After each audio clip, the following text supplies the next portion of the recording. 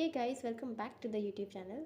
आज का टॉपिक हमारा है रीडिंग स्किल्स को लेकर कि हम किस तरह से अपनी रीडिंग स्किल्स को इम्प्रूव करें। तो वीडियो को एंड तक देखना। तो ये वीडियो स्पेशली बिगिनर्स के लिए है कि किस तरह से वो अपनी रीडिंग स्किल्स को अच्छा कर सकते हैं, बेटर कर सकते हैं। तो फिर चलिए वीडियो को बिना देरी करे शुरू करते हैं। तो एज़ यूजुअल मैं पेपर पर ही एक्सप्लेन करने वाली हूँ। रीडिंग स्किल्स अच्छी नहीं है। प्रॉब्लम क्या है? प्रॉब्लम क्या है? सबसे पहले प्रॉब्लम की तो बात कर लें, उसके बाद ही तो सॉल्यूशन समझेंगे। प्रॉब्लम ये है कि जब भी हम कोई पैराग्राफ पढ़ते हैं ना, मान लो वो पैराग्राफ यहाँ से लेके यहाँ तक है, ठीक है, छोटा सा पैराग्राफ है लेट्स सपोज। तो यहाँ पे 3 कैटेगरीज होती हैं स्टूडेंट्स की। फर्स्ट कैटेगरी होती है जो पूरा पैराग्राफ रीड कर लेते हैं और रीड करने के बाद रिज़ल्ट में उनको क्या मिलता है, 0% की अंडरस्टैंडिंग। मतलब उनका अंडरस्टैंडिंग लेवल जो है ना, अंडरस्टैंडिंग लेवल वो 0% है। मतलब पूरा रीड कर लिया लेकिन समझ में कुछ नहीं आया, तो वो कैटेगरी है। सेकंड कैटेगरी होती है पूरा पैराग्राफ रीड कर लिया प्लस 0% समझ आया, मतलब कंप्लीट समझ में नहीं आया। 20%, 30%, 40%, 50% समझ आया, ठीक है। एक तो वो कैटेगरी हुई। थर्ड कैटेगरी होती है पढ़ने के बाद 100% समझ में आ गया। 3 कैटेगरीज होती हैं। So here I am talking about only these 2 categories. चलो, प्रॉब्लम तो ये है कि हमें अंडरस्टैंडिंग समझ में ही नहीं आ रहा, जो हम पढ़ रहे हैं वो हमें समझ नहीं आ रहा। बैंकिंग के स्टूडेंट्स हैं अगर हम, या जो मुझे सुन रहे हैं वो लोग अगर बैंकिंग के स्टूडेंट्स हैं, तो बैंकिंग के एग्ज़ाम में जो इंग्लिश का सेक्शन आता है वो ओवरऑल बेस्ड होता है रीडिंग्स पर। तो रीडिंग्स तो मस्ट हैं, वो तो हमें करना ही पड़ेगा, है ना, इग्नोर तो हम कर ही नहीं सकते। तो चलिए अब बात करते हैं सॉल्यूशन को लेकर। सॉल्यूशन क्या है भाई रीडिंग स्किल्स को इम्प्रूव करने का? सॉल्यूशन ये है, फिर से एक और बार मैं पैराग्राफ का डिज़ाइन बना लेती हूँ। ये हमारा कोई पैराग्राफ है।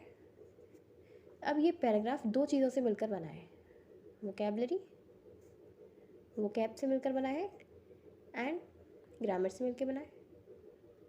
कोई भी लैंग्वेज हो, इंग्लिश ही नहीं, कोई भी लैंग्वेज हो, वो इन्हीं चीज़ों से मिलकर बनती है। वोकैबलरी है, ग्रामर। कब रीडिंग स्किल वीक हो रही है? रीडिंग स्किल वीक क्यों है? यहाँ पर हम आंसर करते हैं why reading skills are weak. Because या तो वहाँ पे गड़बड़ होगी हमारी वोकैब में, आई मीन वोकैबलरी वीक होगी, या फिर हमारी ग्रामर की नॉलेज कम होगी। यही 2 फैक्टर होते हैं। तो इम्प्रूवमेंट दोनों में करना पड़ेगा। इम्प्रूवमेंट वोकैबलरी में भी करना पड़ेगा, इम्प्रूवमेंट ग्रामर में भी करना पड़ेगा। वोकैबलरी में इम्प्रूवमेंट कैसे करेंगे? Vocabulary, being a banking student, vocabulary में हम इम्प्रूवमेंट कर सकते हैं एडिटोरियल से, क्योंकि अगर हम तैयारी कर रहे हैं तो ऑब्वियसली न्यूज़पेपर पढ़ते होंगे या फिर इंग्लिश के लिए कुछ ना कुछ तो पढ़ते ही होंगे हम। एडिटोरियल की मैं बात करती हूँ। एडिटोरियल अगर हम पढ़ रहे हैं या फिर आप लोग भी अगर एडिटोरियल पढ़ रहे हैं, तो एडिटोरियल से वर्ड मीनिंग्स मिलते हैं। वहाँ से डेली के 10 वर्ड्स, एक नोटबुक बना लो, डेली के 10 वर्ड, 15 वर्ड, जितने कर सकते हो उतने डेली के नोट डाउन कर लिए एक बुक में। नेक्स्ट डे फिर हमने एडिटोरियल पढ़ा, फिर हमने नोट डाउन कर लिए, ठीक है। इस तरह से क्या होगा, हफ्ते के हमारे 50-60 वर्ड जो हैं, वीकली हमारे 50 to 60 वर्ड, उससे ज़्यादा उससे कम, कुछ ना कुछ हमारी कुछ वर्ड्स की कलेक्शन तो हो गई। वीकली बेसिस पर उनको रिवाइज़ कर लिया। जब हम रेगुलर रिवीजन करते हैं ना, तो हमें याद करने की ज़रूरत नहीं पड़ती, ऑटोमेटिकली वर्ड्स हमारे सबकॉन्शियस माइंड में फिक्स हो जाते हैं। तो यहाँ से हमने क्या सीखा? यहाँ से हमने कहीं ना कहीं वोकैबलरी सीखी। सेकेंड चीज़, कोई भी बुक फॉलो कर लो वोकैबलरी के लिए। ये बुक डेली बेसिस पर पढ़ते रहो, कुछ ना कुछ तो माइंड में जाएगा ना, ठीक है। तो वोकैबलरी यहीं से इम्प्रूव होगी, रीडिंग्स करोगे, ठीक है। तो वोकैबलरी इन्हीं दोनों चीज़ों से, तो वोकैबलरी को हम यहाँ से इम्प्रूव करते हैं। तो अब हम बात करने वाले हैं ग्रामर की। ग्रामर क्यों? क्योंकि कोई भी पैराग्राफ अगर हम पढ़ रहे हैं तो वो बन तो ग्रामर से ही रहा है ना।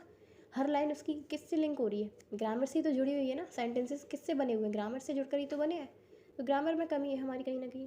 कुछ स्टूडेंट्स होते हैं जो कम्प्लीटली डिपेंड होते हैं ग्रामर पे, मतलब हर किसी की एक अप्रोच अलग होती है, ठीक है। तो मैं यहाँ पे ये बोल रही हूँ कि for the reading purpose only आप 3 चीज़ों को पहले कंप्लीट कर लो। 3 चीज़ों को पहले कंप्लीट कर लो। Tenses, second narration, and third is active passive. ये 3 पोर्शन को ना पहले कंप्लीट कर लो फॉर द रीडिंग पर्पस, ठीक है। फिर जो बची हुई ग्रामर का पोर्शन है, जो भी पार्ट्स ऑफ स्पीच है, उन्हें आप वीकली बेसिस पे करते रहो, मतलब जैसे जैसे आपको टाइम मिल रहा है वैसे कर लो। For the reading purpose in 3 topics को पहले फिनिश कर लो अच्छे से, हमारे टेंसेस क्लियर हो जाएंगे, हमें पता चल जाएगा कौन सा टेंस कैसे यूज़ होता है, ठीक है। नरेशन कंप्लीट हो जाएंगे, एक्टिव पैसिव कंप्लीट हो जाएंगे, क्योंकि कहीं ना कहीं सेंटेंस जो होता है वो एक्टिव वॉइस में होता है, पैसिव वॉइस में होता है, डायरेक्ट स्पीच, इनडायरेक्ट स्पीच सभी यूज़ होती है। तो फिर पहले इन इंपॉर्टेंट टॉपिक्स को कंप्लीट कर लो। इससे क्या होगा, हमें फ़र्क दिखेगा कि कुछ कुछ सेंटेंसेस को हम बनाना सीख गए। हम जब पढ़ते हैं तो हमें समझ आता है कि वो पास्ट में बात हो रही है, वो फ्यूचर की बात हो रही है, वो प्रेजेंट की बात हो रही है। तो कहीं ना कहीं अगर हमारी रीडिंग स्किल अच्छी नहीं है, इसका मेन कारण होता है कि कहीं ना कहीं हमारी टेंसेस की नॉलेज कम है, कहीं ना कहीं हमारी वॉइसेस की नॉलेज कम है, कहीं ना कहीं हमारी नरेशन की नॉलेज कम है। जैसे ये चीज़ें टॉपिक अच्छे से कंप्लीट हो जाते हैं, इनको रिवाइज करते रहो 15 दिन में, 20 दिन में कंप्लीट होने के बाद, तो रीडिंग जब आप करोगे ना, क्योंकि रीडिंग तो हमें डेली करनी है, जब हम डेली रीडिंग करेंगे तो कहीं ना कहीं हम ये चीज़ मतलब रिलेट कर पाएंगे कि हाँ यार, जो हमने एक्टिव वॉइस पढ़ा था, जो हमने पैसिव वॉइस से जो हमने सेंटेंसेस सीखे थे, जो चीज़ें सीखी थी, वही रीडिंग में यूज़ हो रहा है। रीडिंग कुछ भी नहीं है, इन्हीं चीज़ों से हम रीडिंग सीखते हैं, ठीक है। तो जैसे ये चीज़ें इम्प्रूवमेंट होगा इन सब में, अपने आप धीरे धीरे रीडिंग स्किल डेवलप होना चालू हो जाएगी। रीडिंग्स कहीं ना कहीं डिपेंड करती है ग्रामर पर भी। इन चीज़ों से क्या होगा, ग्रामर नॉलेज डेवलप होगी, है ना। कंप्लीट ग्रामर नहीं पढ़ी, अभी हमने मेन टॉपिक्स पढ़ लिए ग्रामर के, कहीं ना कहीं हमारी चीज़ें डेवलप होंगी, थोड़ी बहुत रीडिंग्स में भी डेवलपमेंट होगा, इम्प्रूवमेंट होगा, ठीक है, इम्प्रूवमेंट होगा, सॉरी। तो फिर बस रीडिंग्स को अच्छा करना है, तो इस तरीके से ये वाला तरीका आप फॉलो कर सकते हैं। ये वही चीज़ें जो शायद कहीं ना कहीं मैंने भी फॉलो करी, और वही चीज़ मैं आप लोगों से शेयर कर रही हूँ। अगर आप लोगों को ये तरीका पसंद आया हो तो वीडियो को लाइक करना, और आप लोग अगर मुझसे सीनियर हैं या फिर आप लोगों को कोई सजेशन है, कोई फीडबैक है, उसे कमेंट बॉक्स में ज़रूर बताना। तो फिर अब हम मिलेंगे नेक्स्ट स्टडी व्लॉग में। और कल मैंने एक स्टडी व्लॉग अपलोड किया था, अगर आप लोगों ने नहीं देखा तो उसे देख लेना और वीडियो को लाइक कर देना।